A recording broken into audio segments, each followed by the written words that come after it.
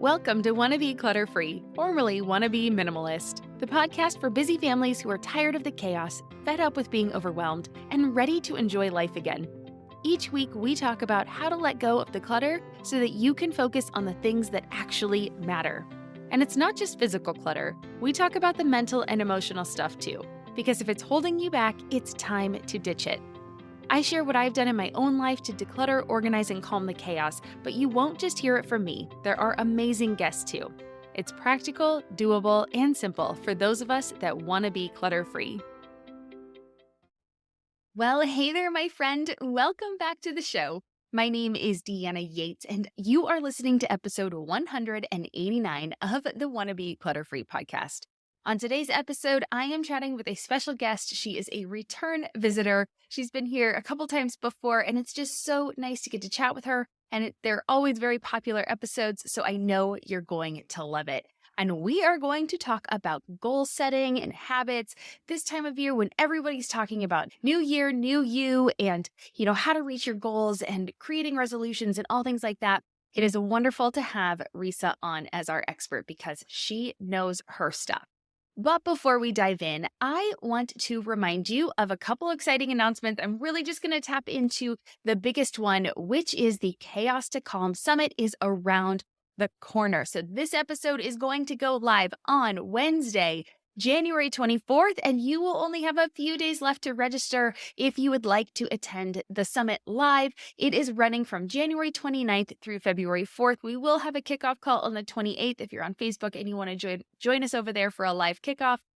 So it's just going to be so much fun. It is 5 days of talking about how to really take back control of your home as we move into this new year. If you have Get Organized on your bingo card for 2024, then you definitely want to check it out. We're going to talk about getting your mindset right, kind of starting off on the right foot. We're going to talk about time management, decluttering, organizing, and then maintaining and moving forward with purpose and joy. I know that is one thing. It's not just enough to set the goal. I mean, let's make sure that we actually enjoy it along the way.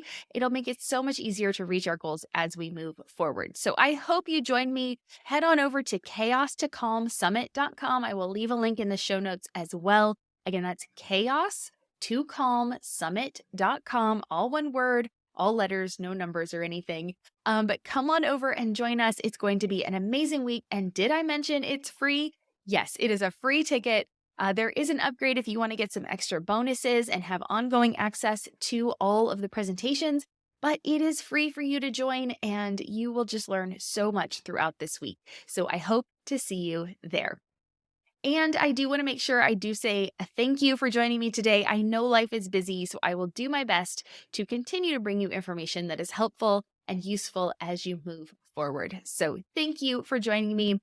And now let's learn about my amazing guest this week. Risa Williams is a book author, licensed therapist, and time management coach. She is the author of the self-help book series, The Ultimate Toolkits for Psychological Well-Being, which includes 3 books: The Ultimate Anxiety Toolkit, The Ultimate Self-Esteem Toolkit, and The Ultimate Time Management Toolkit. She is also the author of the Motivation Mindset Journal, which is a workbook that can help you with your goals, perfect for what we are talking about today. She is also the host of the Motivation Mindset podcast, which features productivity tools. She's been featured in Forbes Magazine, Business Insider, Parade Magazine, Real Simple, Wired Magazine, and HuffPost, and she writes articles for Breathe Magazine. Told you she knows her stuff. I'm also going to be a guest on her podcast this week, so make sure you head over there and check it out. So give this episode a listen, and then when you're done, also head over to wannabeclutterfree.com/189 to get show notes for today's episode with links to Risa's website, her books, and more. You'll also have links to the Chaos to Calm Summit. Again, you can find it all at wannabeclutterfree.com/189. And now let's get to our conversation. Well, hi, Risa. Welcome to Wannabe Clutter Free. How you doing today? I'm good. I'm so happy to talk to you again. I always love coming on your podcast. I know I've been very fortunate because you've had me on a bunch of times.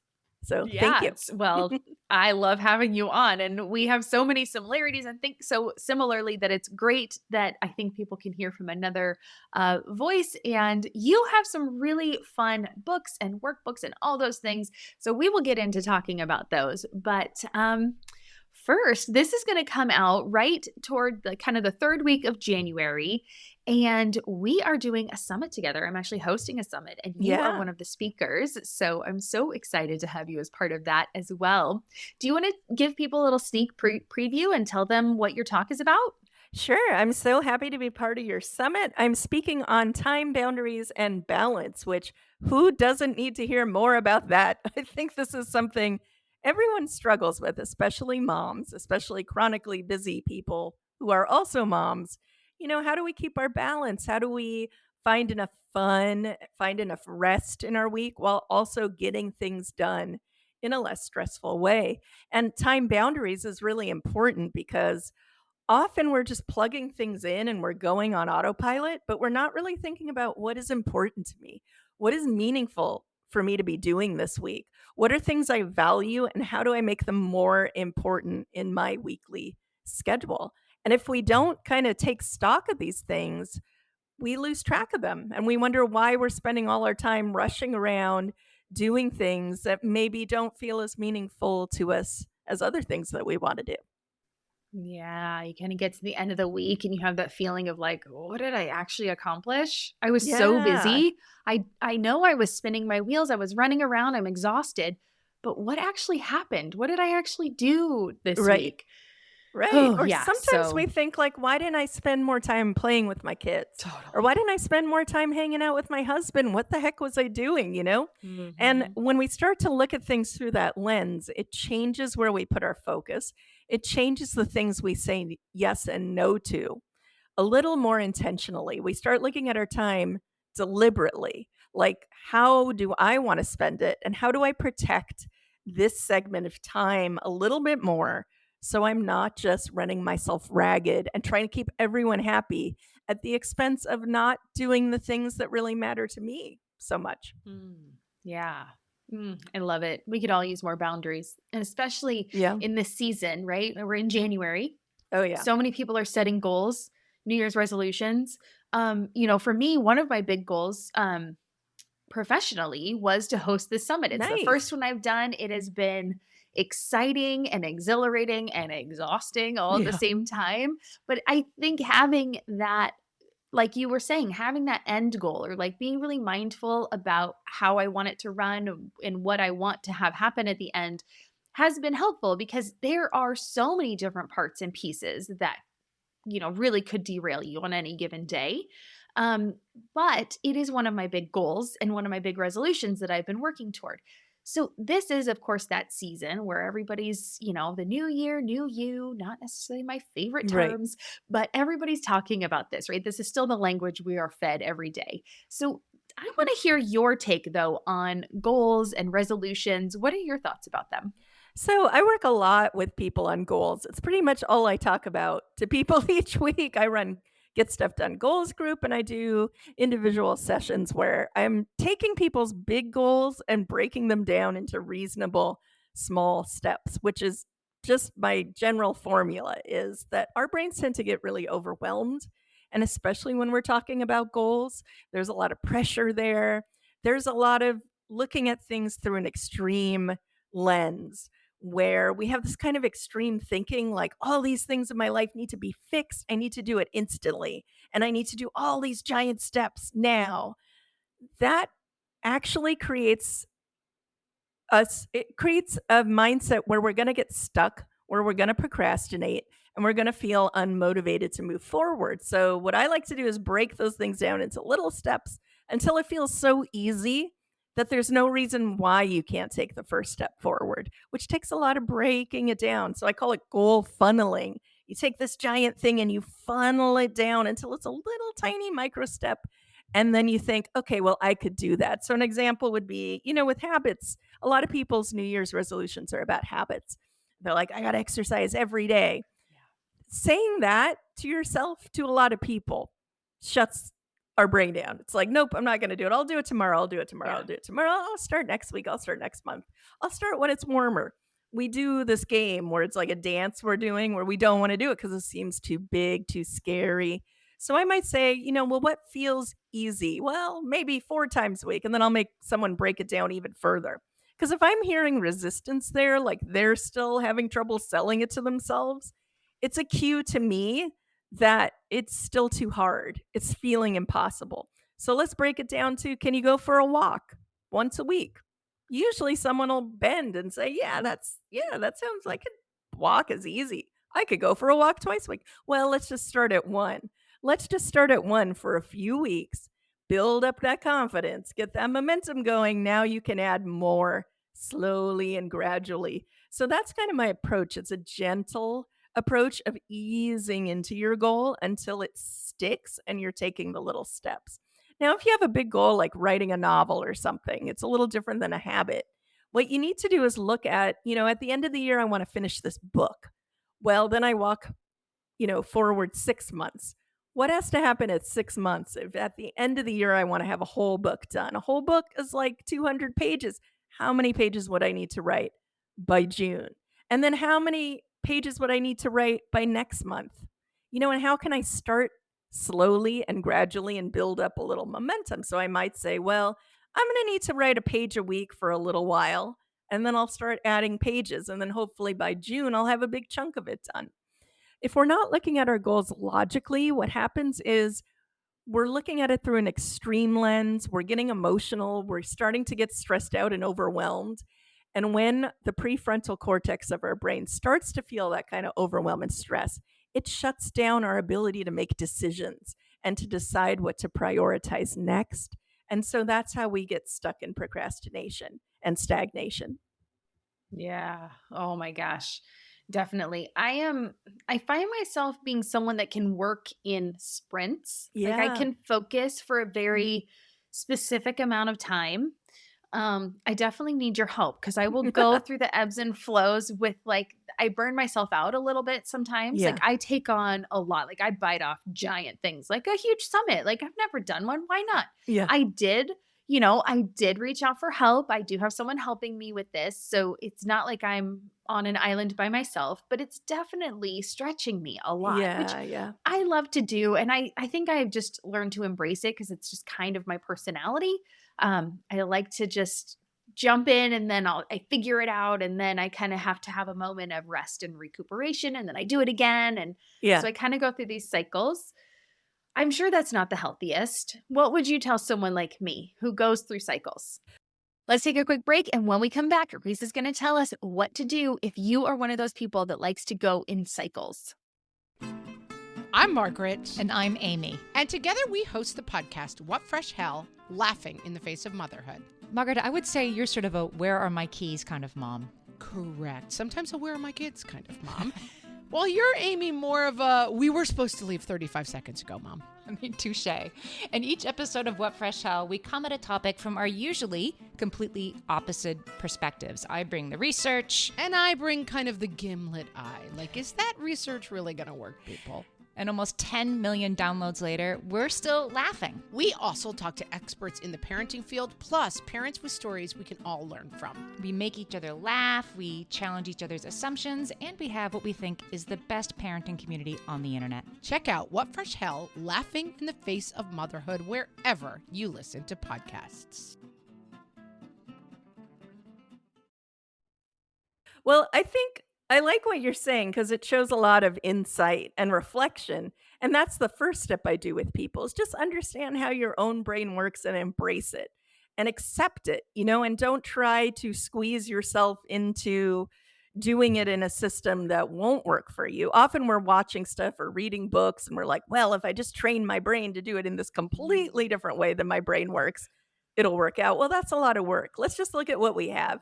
You like to do things in big bursts of energy. You like to jump in the deep end of the pool, right? And then give yourself an Mhm. imposing deadline because that kind Yes. of cranks up the pressure and maybe makes you feel more motivated. And that's okay to do once in a while. But I think it's understanding that you can't do that with every project and it's going to have a huge cost. The cost will be, You have less time with your family. You have less time to recuperate. You have less time for other hobbies that are important to you. It's going to take away your time. And we only have so much mental energy and focus each day. So if the summit is burning through all of that focus, you're not going to have a lot of bandwidth for other things in your life.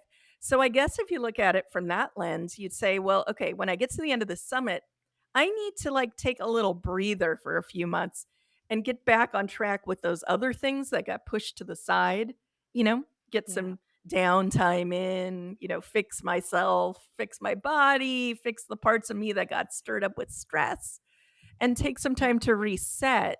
I think where people get in trouble is they get a dopamine hit of like, I just did this giant thing and I did it and I got to the end. I'm going to do it all over again. And we don't give that Mm. buffer break of, I need to reset. I need to refuel. I need to connect with my body again and connect with my family again and connect with my friends again and balance things out. So that's the balance piece I talk about in the summit. Just keeping all these areas of your life, they're like bars and you have to keep them all kind of balanced in how much you're putting out there and where you are charged up, right? So if we put Yeah. so much in one bar, the other bars get really low. And it's kind of recalibrating at the end of it and thinking, okay, got to bring the other bars up a little bit or I'm going to be totally burnt out and fried. And honestly, that's what I see a lot of with my clients. They come to me when they're in that state. They have now done the equivalent of like 3 summits in a row. Other things are now starting to fall apart. They're sick. They've got issues with their relationships, and everything is off kilter. So, Yeah. what is that neutral set point for you that you feel comfortable with where things are sort of balanced and you can feel refreshed and refueled? Learning what that is inside of you is so important to do. Mm. I definitely feel like I have learned. I definitely feel like I have done the dopamine hit cycle where I'm like, well, that was great. Okay, let's do it again. And then Yeah, let's keep going. yeah, I've learned to kind of pull back. So I definitely have buffer time built in. Um, the reason I planned the timing it is through school schedules, right? Like we had 2 Yeah, weeks off at the holidays. We have ski week in the middle of February, which is amazing. And so we'll have nice. a whole week where she's off school. So, that gives me that time to kind of have really condensed and concentrated family time, which will be really nice. After, Perfect. yes, we've been doing a lot of play dates so that she's entertained while I have more work schedule stuff going on. So, yeah, definitely trying to maintain a little bit of balance and not go. I used to go real far on the other end where I Yeah, would stop exercising and I wouldn't, watch what I'm eating, but I've learned to have better habits within that. So like I make sure I'm still working right. out a few times a week and I've purchased, meal kits for these few weeks that we're really concentrating because I was like, I don't have time to go to the grocery store. I don't have time to do all that stuff. So, right, get the meal kits lined up where the food is nutritious and we're still going to be fueling ourselves instead of just doing takeout or pizzas or, whatever the pop it in the, Yeah, oven meals from the freezer, which are delicious, but not always the most nutritious. And so just yeah. making I sure that love I'm that. watching that part too, for sure. Because that shows that you know yourself, you know how where you get stuck, you're predicting future roadblocks, and you're kind of making a strategy of, okay, I just got to get through the next couple weeks. How can I make that as easy on myself as possible? And then you have something planned after that is a natural break to just let it all go and not think about outcome and not think about work so much and just Yeah. let it go for a little while, which is so important. I would say another piece of that is if you're in a busy time, letting your weekends be Mhm. free, letting one day a week where you just don't think about it. You don't answer the emails. You kind of like just pull back, let your brain reset, let that clarity come in because often we get jammed up. We've had to make so many decisions, we've had to solve so many problems. And downtime is where our brains naturally start piecing those things together. If we let our brains relax, our brains will do the work of solving problems. So we need to let our brains relax. We need to have a day off so that when we sit at the computer on Monday, we're like, oh, that's what I need to answer that person. And that's the paragraph I'm going to write. Our brain will start having those magical moments of clarity when we give it an actual break, away from things and responsibilities and like answering emails and that kind of thing, Ah, And that's a that's way of showing kindness to yourself during these hard times. All right. That's one for me to work on. I will Having put if you that on can't my do a goals full list. day, maybe like a couple hours. Just Okay, don't I could do check that. anything. That I do. Yeah. Okay, couple hours. Okay, But good. it is definitely, yeah, I definitely need to be really mindful about that, right? Like putting the phone away, having that time where, yes, you're just connecting with what's really important. Let's take a quick break. And when we come back, we're going to continue our amazing conversation with Risa Williams. It reminds me of The Devil Wears Prada, one of my favorite movies. Yeah, yeah, yeah. When she's sitting there and she's talking to Nigel about like how everything's falling apart. Like she's just got all this stuff, she's so busy, whatever. And he says, well, let me know when your personal life finally falls. I'm going to butcher the line, but let me Yeah. know when your personal life finally falls apart. That means you're due for, a promotion. And it was just like, Right. It's so true and so awful. that was an eye-opening. Oh, it was an eye-opening moment Yeah. for me where I was like, because I think I was in probably my 20s when Yeah. that movie came out. And just kind of that moment of like, okay, I don't want to get to that point. I No. don't want my personal life to fall apart in order for my professional life to move forward. And it's just always been something that has stuck in my head. So Yeah. yeah, having those moments of downtime, like you were saying, and build in those breaks and really just focus on what we really want out of our life and being Yeah. intentional with going after it. Yeah, for And sure. kind of the purpose of the hustle, right? We lose track of the Mm. purpose of why we're doing this thing when we're hustling. We're like, I just got to keep it, I got to keep all these people happy. I got to keep moving. What is the purpose? You're sharing all these wonderful tools with people who are going to benefit from them, right? Are you doing that? Yes. Okay. Can relax a little. Like, Yeah. we have to say our purpose to ourselves and then realize we're doing it. It's going to be okay. You're doing the thing you set out to do. And that's how we emotionally connect with that done feeling a little more, which we're all searching for, which I hear every week from clients. I never feel done. I do so much and I never feel done. Well, it's finding those little moments each week, even when you do one little thing of just telling yourself, I'm done. It's okay. I did it. There's nothing more I can do right now. Or at night before you go to bed, I did what I had to do today. I can rest now. It's okay to give myself permission to rest and relax. I did it. I did what I said I was going to do. Tomorrow's another day. I'll do those things then. These little ways of talking to yourself are so important. I know sometimes they sound cheesy, but they work. And the more you practice them, the more you realize that's the voice you need to hear more of that keeps you out of the toxic hustle culture mode, Yes. Yeah. The voice you need to listen to more for sure. Yeah. Yeah. And cultivating that, right? Like, just how would you talk to your child or how would you want to hear your child talk to? And then also, what I've found is when I cultivate that nicer voice to myself, I am able to, in those moments of stress, have a nicer voice to my loved ones, right? Because the way we talk to them, I heard that one time too, is like the way you talk to your loved ones is how you talk to yourself because you then start to see them as an extension of yourself. It's true. Yeah. The way we talk to ourselves spills out onto other people is one way to remember it. So you want to be careful. The way you're talking to yourself in moments of stress will spill out onto your kids, will spill out onto your husband or your assistant or people in your life. So the more you cultivate that kindness, that gentleness inside of you, the more when your husband's struggling or your kid is struggling, you're going to say, oh, it's okay. You're going to figure it out. Why don't you take a break? Why don't you just let it go for a little bit? You're going to say those kinds of encouraging things that you need to hear more of yourself when you're generating them internally.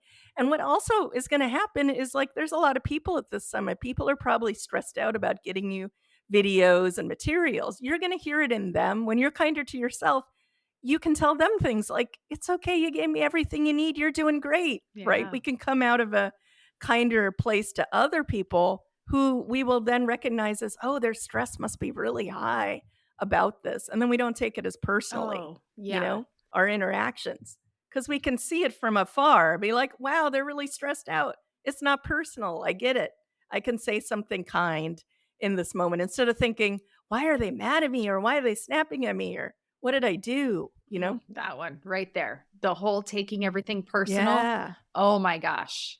That Yeah, that's a big game one. changer.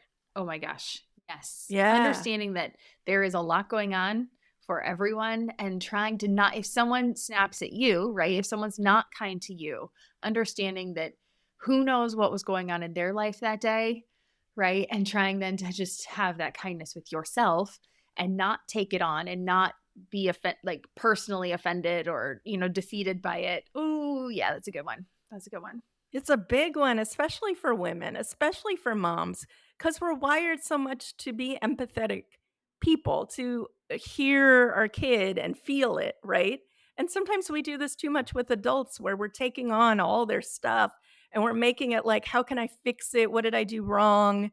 And it's just too much, So sometimes we just let people have their feelings and we realize they're having a bad day, and we often have bad days too, and it'll sort itself out. You don't always need to jump in there and fix it. I think the stress ruler tool, which I'm talking about at your summit, is one that changed everything for me, because I realized that most of the time you're bumping into adults throughout everyday life and their stress is super high on their own stress ruler. Like they're just at a level 10 and they're coming at you with aggression, or they're snapping at you, or they're maybe not thanking you in the moment. It's not personal. Sometimes their stress is just super high. And if you can pull back and look at it and think, whoa, their stress is really high right now. Okay, I'm going to step away. I'm going to bring my own stress down so we don't spike each other a little more. Yeah. It changes the way you see people. You can look at people with a little more compassion, and you can look at yourself with more compassion too when your own stress is starting to rise and you are a little more grumpy, or you can take steps to say, hey, I get this is what's going on with me. I need to step back and bring it down a notch. Good to know. And especially nowadays where I feel like everyone is so stressed out. They There's are. just a lot going on in the world. Yeah. And so, yeah, just having that moment. Whew. Well, one thing that I do think works well for me are, kind of working through these ideas, right? And you have a new workbook out. I want to make sure everybody does know about this. It's called the Motivation Mindset Journal. Yes. Can you tell us a little bit about that? I know it does have a lot about breaking down your goals and things like that, right? So tell us about it. So if you want to learn the stress ruler tool, you can find it in the Ultimate Anxiety Toolkit. I have the Ultimate Toolkit books. It's a 3-book series with 75 practical tools like that, with visuals and worksheets. And then I wrote the Motivation Mindset Journal because a lot of my books have a section on goals, but I realized there weren't goal tracking worksheets for people to do. I have all these goals tools, and I needed like a workbook to give people to work through together. It's a great book to buy right now because it has all the dates for the year. And I feel like most people are setting big goals for the year right now in January. And it's going to walk you through how to break them down and then track them every week. So you will be writing down in a bullet note style the little steps you're taking each day towards your goals. And then you have these reflection pages where it'll ask you prompts like, what did I learn from this week? Where did I get stuck? What can I do differently? And what's a kind thing I can tell myself? Are some of the examples of questions. So a lot of the stuff we're talking about, it forces you to write it down each week and really take a minute to say, where did I get off balance? How do I want to do it differently next week? And get a little more intentional about how you're seeing each week as a segment of time. It can be very uplifting to do. I've been keeping these journals for years and years. And when I look back on them now and I flip through them, it's like a visual map of where I started the beginning of the year. And you can see me marching forward with things. And some months are slow and I'm writing like, did nothing, don't know what I did this week, right? And other weeks I'm like, so many notes of things I did that it's barely on the page, barely able to fit in the page. Yeah. And I see that by the end of the year, there was a flow, there was some progression. And like you said, I work in sprints and spurts. So I can see those sprints paid off. And then I had a slow week, and then I had a burst of energy, and then I had a slow week.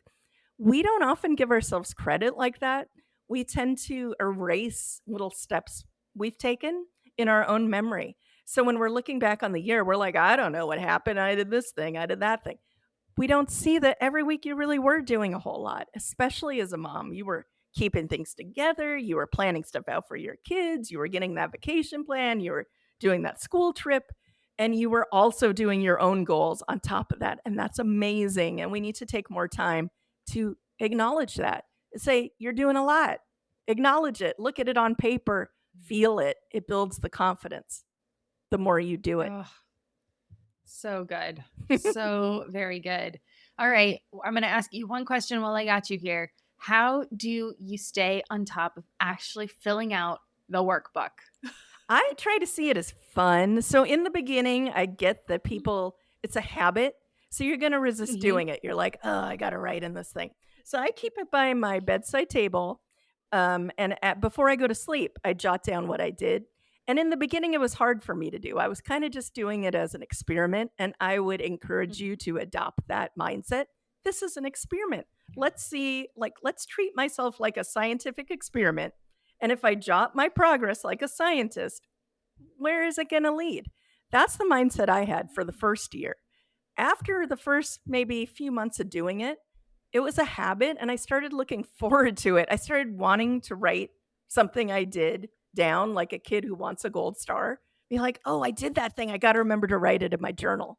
And now that I've been doing it for years, I have a ritual at the end of the year where I flip back through the journal and sort of relive the year. And remember, I'm not writing all the stressful, hard things. I'm writing like the little times I felt very happy and good because I did something, even if it was very tiny. So when I reread it, I'm only getting those little happy glimmers. And it makes you feel really good. It makes you feel good about the year. We all go through hard times. This is the way of holding on to those little happy wins, those little small wins, a little bit more, and getting to savor them as you relive it by rereading it. I love that. Oh, so good. Yeah. And it is true because for some reason, why is our brain so wired to remember the negative thoughts? I'm sure I get it. I get it. It's the whole caveman It's like idea, primal. right? Yeah. Primal, right? I know. It's so frustrating. Why have we not evolved past this? I don't know. It gets in our way all the time. And you look at most people's journals and it's just like complaint after complaint. It's like this happened and then I got a parking ticket. It's like you just erase like 90% of your day and you're focusing on the one part that went wrong. And then when you reread that journal, you're like, man, everything was awful, right? But it wasn't. It was a mix. That's the key. Yeah. You'll enjoy writing in your journal because you'll enjoy looking back at it when you put in the wins and the things that went right. When you put in the wins, you get a future win. Yeah. Yeah. And maybe it's not always, I don't want to, say that it's always going to be unicorns and rainbows, right? It's not. No. Life is not going to be that.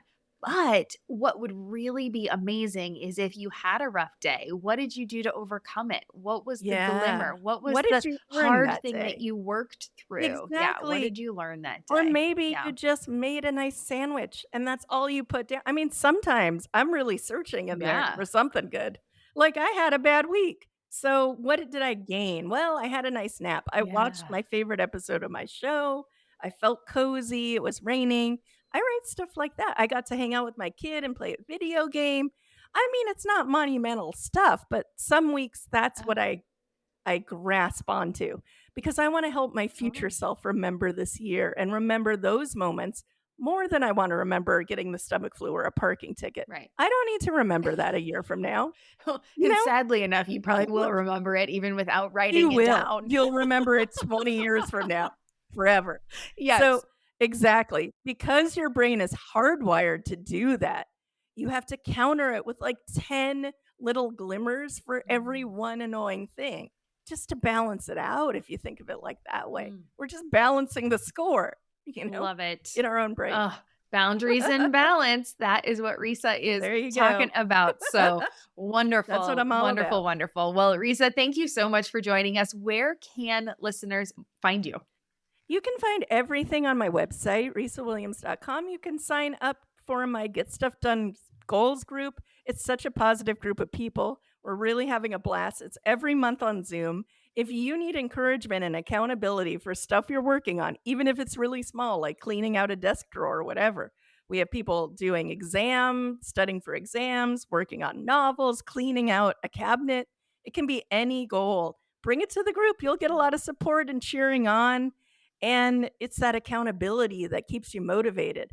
So you can find all that on my website, including all my books that are for sale and my Motivation Mindset Journal and classes I'm teaching, risawilliams.com, or follow me at Risa Williams Therapy on Instagram.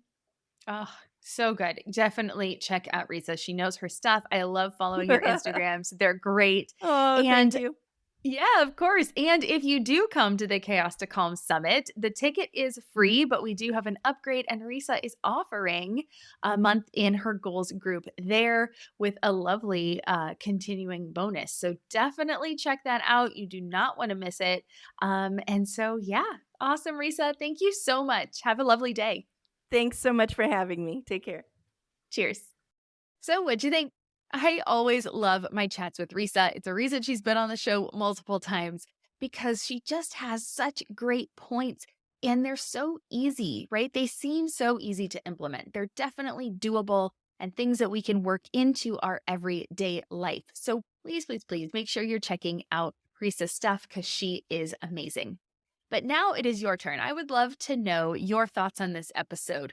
Is anything that stood out to you when it comes to setting your goals, creating habits, reaching those resolutions? I would love to know. So please come on over to the Wannabe Minimalist family group on Facebook and share. Sharing what you learned really helps cement it in your brain, helps you retain it. And it could just be the thing that someone else needs to hear, put in your words so that it resonates for them. And also, you can shout out on social media. I'm Wannabe Clutter Free on all the social channels. So send me a DM, comment on this post. Make sure you tag me if you put it in your story so I can see it and share it as well. And thanks again to Risa for joining us on the show today and for sharing so many nuggets of wisdom. Remember, she has some awesome resources available to you. So head on over to wannabeclutterfree.com/189. Again, that's wannabeclutterfree.com/189 to find out more about Risa and get those free resources. Also, don't forget to join us for the Chaos to Calm Summit. Risa is going to be a speaker on the very first day talking about boundaries and balance and helping us really start off on the right foot. So make sure you're checking that out. chaostocalmsummit.com. chaostocalmsummit.com. And as always, thank you for joining me too. If you made it this far, just a reminder, I would love if you left a review on Apple Podcasts for this show. It'll only take a minute. It helps me out so much. So I really do appreciate it. All right, with that, have a wonderful rest of your day. I'm Deanna Yates, and you've been listening to Wannabe Clutter Free. I'll see you next week. Cheers.